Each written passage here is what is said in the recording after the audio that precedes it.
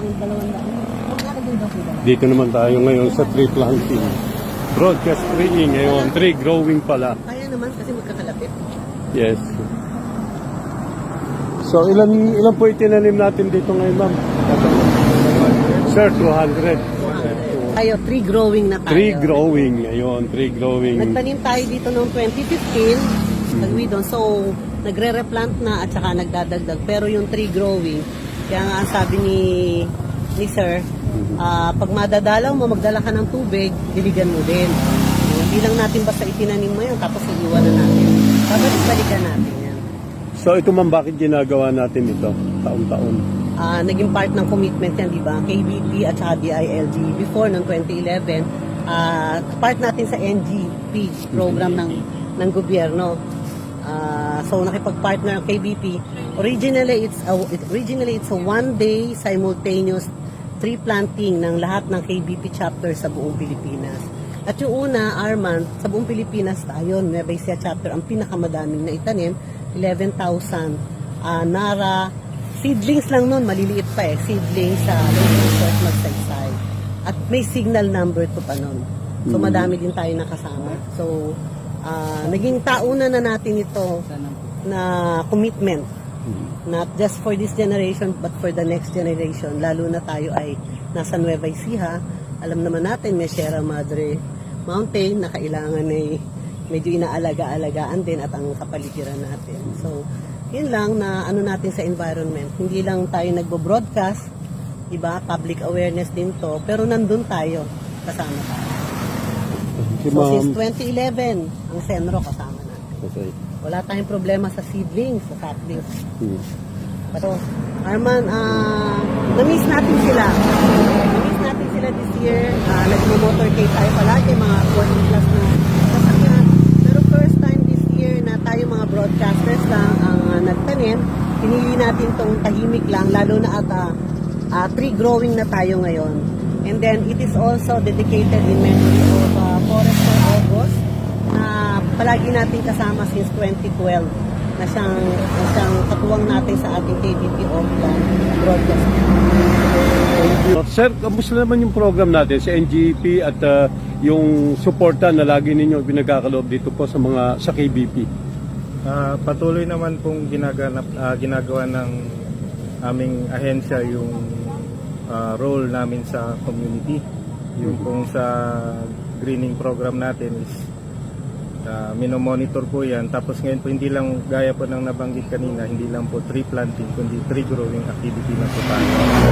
Dapat may sustainability. Kung may oras po tayo na balik-balikan nga po, is diligan po natin yung ating matinanim. Kasi balang araw yan po yung mga ating nagiging kalasag, yung laban sa mga init, mga bagyo, ganun po. Salamat din po. On behalf ng Senro Cabanatuan, maraming pong salamat sa patuloy yung paggawa ng ganitong activity, pag-organize po. Isa po kayong ehemplong advocates ng ating regreening project po. Thank you very much, sir. Thank you. Sa mga kachokaran, ito nga po yung ating mga kasamang broadcasters, mga miyembro ng samahan o mga accredited broadcasters ng KBP Nueva Ecija. Pero po. At kasama natin yung mga taga-Senro. Ito po mga kachokaran ay sa kabaan ng Nueva Ecija Aurora Road sa bayan ng Gabaldon. Again, sa bayan po ng Gabaldon. Makikita nyo sa paligid natin, yun namang mga kabundukan.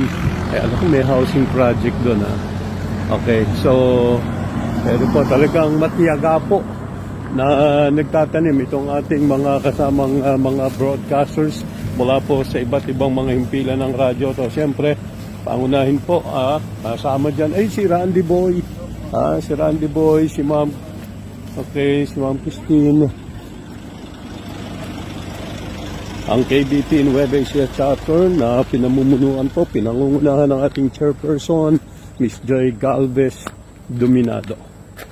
Siya ring station manager ng 1198 TCXO AM at 101.5 Big Sound FM. Ito mga taga DWNE. Hey! Yan. Gabaldon po! Gabaldon po. Si Miss Maika. Yeah. Hello po.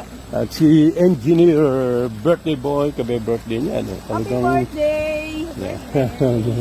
Okay. Makasama Ayan, natin. totoo naman si Kuya Miyong ng DWNE Tela Radio. Myong! PWNE. Okay. So, kasama natin. At mula naman sa San Jose City, radyo natin, San Jose City. Yan, gandang lalaki. Eh, kayo magjowa, tinitingnan yung kanilang picture. Ano nakapagtalim na bukas sila. So, ayan po mga kachokaran, again, katulad ng sinabi ng ating chairperson, ito po ay kaunang ginagawa ng KBP Nueva Ecija Chapter at ginawa na rin po yung pagtatanim dito. Ayan, nakita natin malalaking puno po mga kachokaran. Ngayon, nara naman yung itinanim, dati kabalyero, yung pong nagbibigay ng magandang lilim at magandang bulaklak. Ngayon, ito po, nara. Hello po!